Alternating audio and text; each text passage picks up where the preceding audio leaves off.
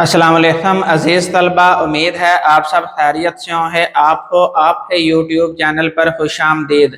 आज है इस वीडियो लेक्चर में हम लार्ज इंटेस्टाइन के बारे में पढ़े हैं। तो टॉपिक को मज़ीद आसानी से समझने के लिए हम डायाग्राम का सहारा लेते हैं।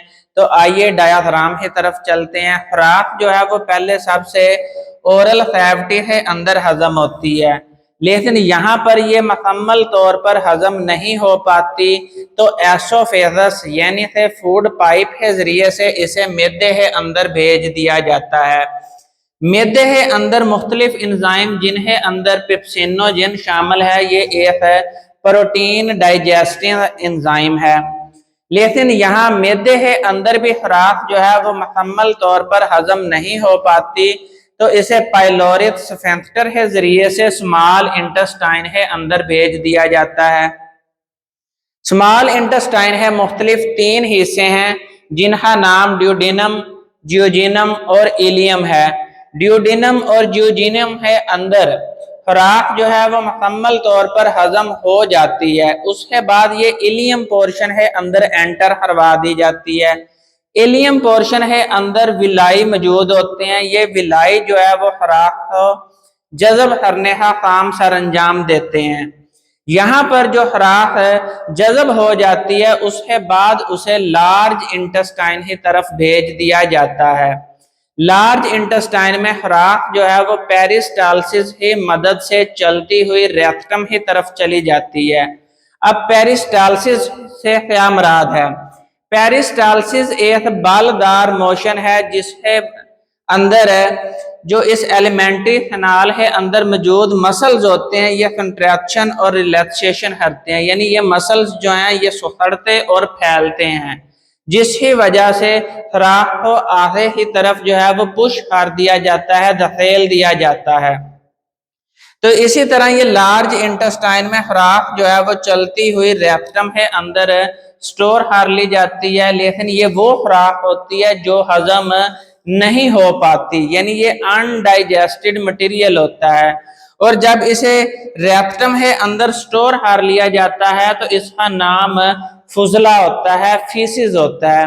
और जब इंसान को हाजत पेश आती है तो वो एक सुराख के जरिए से इस फुजला को जिस्म से बाहर निकाल देता है और उस सुराख का नाम होता है एनस। तो आइए डायग्राम की तरफ देखते हैं। यहाँ पर स्मॉल इंटेस्टाइन खत्म हो रही है और यहाँ से लार्ज इंटेस्टाइन जो है वो शुरू हो रही है। तो जहाँ पर इसका जोड़ होता है उसका नाम है सेक्टम, और इस जोड़ है ऊपर एक ट्यूब लाइक स्ट्रक्चर मौजूद है। इस ट्यूब लाइक स्ट्रक्चर का नाम है अपेंडिक्स।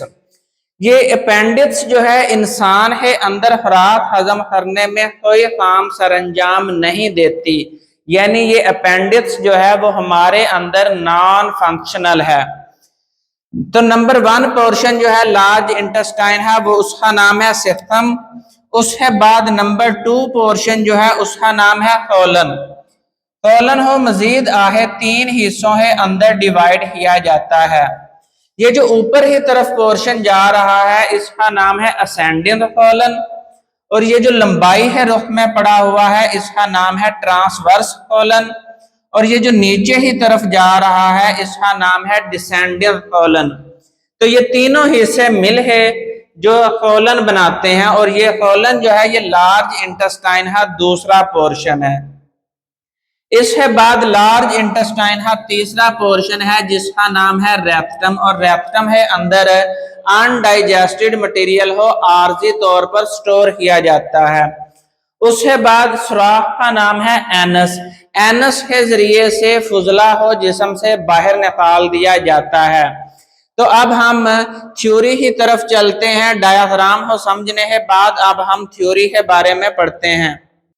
तो आए अब हम अपेंडिक्स की डेफिनेशन के बारे में पढ़ते हैं। तो अपेंडिक्स की डेफिनेशन है small finger like projection with blind end at caecum. Caecum है ऊपर एक फिंगर लाइक प्रोजेक्शन होती है, ट्यूब लाइक स्ट्रक्चर होता है जिसका नाम है अपेंडिक्स, और अपेंडिक्स का आखिरी सिरा जो होता है वो बंद होता है। इसी वजह से डेफिनेशन में ब्लाइंड एंड का लफ्ज इस्तेमाल हुआ है। जब खुराक स्मॉल इंटेस्टाइन से लार्ज इंटेस्टाइन में एंटर होती है तो बाज दफा फूड पार्टिकल जो होते हैं वो इस अपेंडिक्स ट्यूब के अंदर चले जाते हैं, जिसकी वजह से इस ट्यूब के अंदर सूजन पैदा हो जाती है जिसका नाम है अपेंडिसाइटिस। अब ये जो अपेंडिसाइटिस है यानी है जो सूजन पैदा हुई है वो ना सिर्फ खुराक के चले जाने से होती है, बाज दफा वहां पर वायरल इन्फेक्शन वायरस की वजह से या फिर बैक्टीरियल इन्फेक्शन बैक्टीरिया की वजह से भी यहाँ पर सूजन पैदा हो जाती है। तो जब इस ट्यूब के अंदर सूजन पैदा हो जाती है, अपेंडिक्स के अंदर सूजन पैदा हो जाती है, तो इसे अपेंडिसाइटिस का नाम दिया जाता है। तो जब अपेंडिसाइटिस हो जाता है तो यहाँ पर दर्द महसूस होती है पेट के अंदर राइट साइड पर नीचे ही जानब यहाँ पर अपेंडिक्स मौजूद होती है, तो यहाँ पर आपको दर्द महसूस होगी। तो फिर इसका इलाज क्या है, ट्रीटमेंट क्या है? तो आप इसे ऑपरेशन के जरिए से जिस्म से बाहर काट के निकाल देते हैं और ऑपरेशन को हम नाम दे देते हैं अपेंडिक्टोमी, यानी आपने अपेंडिक्टोमी के जरिए से इस अपेंडिक्स को जिस्म से बाहर निकाल दिया है, आपने इसे सर्जिकली रिमूव करवा दिया है।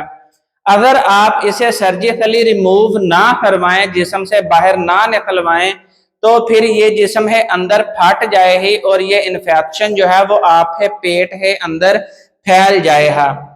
तो अब इसके बाद हम अब अपने असल टॉपिक लार्ज इंटेस्टाइन के बारे में पढ़ेंगे। क्यों है यहाँ पर खुराक ने हजम नहीं होना, यहाँ पर सिर्फ और सिर्फ जज़ब होना है। क्यों है हजम जो है वो स्मॉल इंटेस्टाइन में हो चुकी है। तो यहाँ पर लार्ज इंटेस्टाइन का फंक्शन है absorption of digested food and some water. यहाँ पर खुराक को जज़ब किया जाता है और पानी को भी जज़ब किया जाता है। खुराक जो है वो लार्ज इंटेस्टाइन में पेरिस्टालसिस की मदद से चलती है, जैसा कि हम पहले पढ़ चुके हैं। पार्ट्स ऑफ लार्ज इंटेस्टाइन, तो शुरू वाला जो पहला पोर्शन है इसका नाम है सिस्टम, उसके बाद है नंबर 2 कॉलन। कॉलन को मजीद 3 हिस्सों में डिवाइड किया हुआ है, असेंडिंग कॉलन, ट्रांसवर्स कॉलन और डिसेंडिंग कॉलन। नंबर 3 पोर्शन जो है वो रेक्टम है।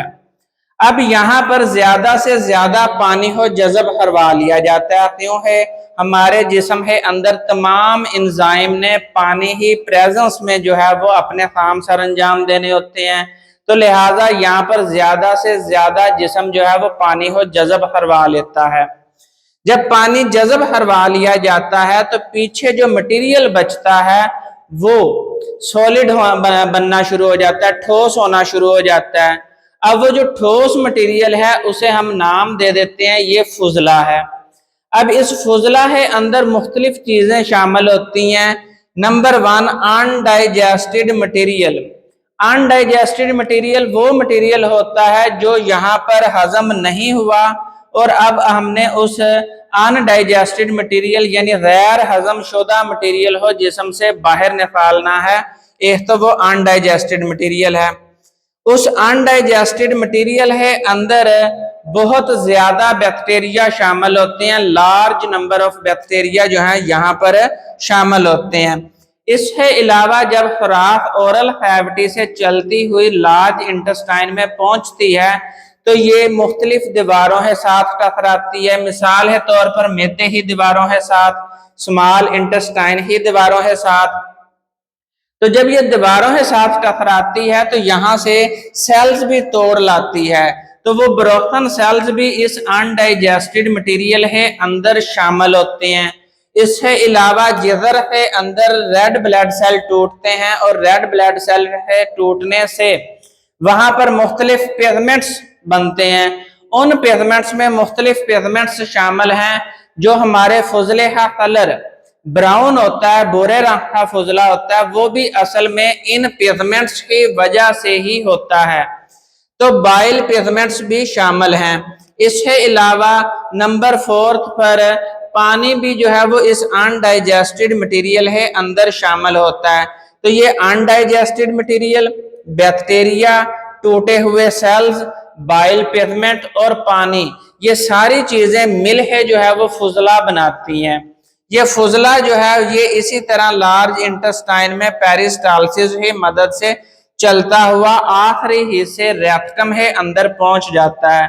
तो यहाँ पर एक इंसान जो है वो उस फुजला और रेक्टम है अंदर आर्जी तौर पर स्टोर कर लेता है, और जब इंसान को हाजत महसूस होती है तो वो रेक्टम में जो स्टोर हुआ अनडाइजेस्टेड मटेरियल है उसे एक्सपेल आउट कर देता है, जिस्म से बाहर निकाल देता है एक सुराख के जरिए से जिसका नाम है एनस। तो यहाँ पर आपसे शॉर्ट क्वेश्चन के तौर पर पूछा जा सकता है जो आप फीसिस बनता है आपके अंदर, वो फीसिस 3 चीजों पर मुश्तमिल होता है। तो ये शॉर्ट क्वेश्चन के तौर पर पूछा जा सकता है। इसके अलावा आपसे शॉर्ट क्वेश्चन है अंदर लार्ज इंटेस्टाइन है तीनों पोर्शन है जो नाम है ये पूछा जा सकता है, और absorption of digested food and some water यानी है फंक्शन ऑफ लार्ज इंटेस्टाइन के बारे में पूछा जा सकता है।